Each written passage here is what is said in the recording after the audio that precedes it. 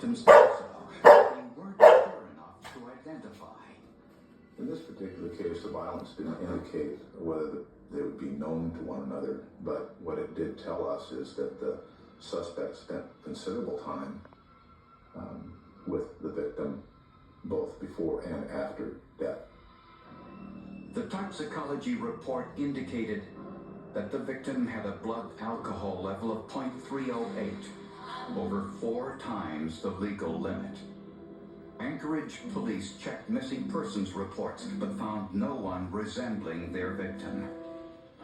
At the crime scene, above the body, in some low-hanging branches, police found human hair. The hairs, presumably the assailants, were analyzed and identified as mongoloid. Mongoloid hairs are from Asian races. Native Americans would be included in this category. Mongoloid hairs tend to have very dark pigmentation. The hairs almost look black visually, and they tend to be very straight. The hairs were very long, between 18 and 20 inches, and they were highly unusual.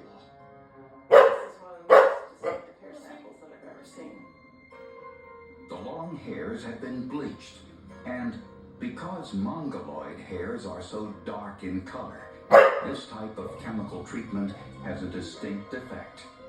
When they add bleach to it, it pulls some of the pigment out, and if it's incomplete, the hair looks orangish.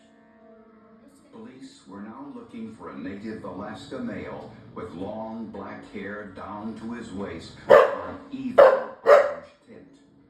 We didn't know who the assailant was. We had no idea what that person was going to do, whether this was going to be a series of crimes. And for the first week or so, we certainly had concerns that we had a person or persons capable of committing such a heinous crime around our community without able to identify who that person was. Since the victim had a high alcohol content at the time of her death, police canvassed bars in downtown Anchorage, many of which are popular with the native community. Many of the bars have extensive video surveillance systems for liability purposes.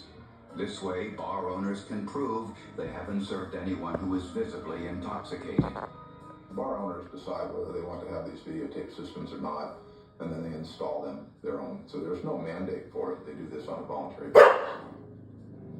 Police collected surveillance tape from every downtown bar that had a video system and found the hours of footage.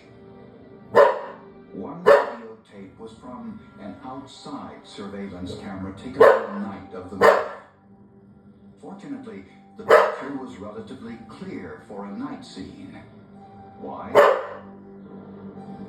Even at 9 or 10 o'clock at night, the sun is still shining in Alaska since it's so far north. This is why Alaska is called the land of the midnight sun. On this one tape was a clear image of a woman wearing a check jacket someone found at the crime scene. She was walking down the street arm in arm with a man with long black hair. I would say the video image of the individual was fair. It wasn't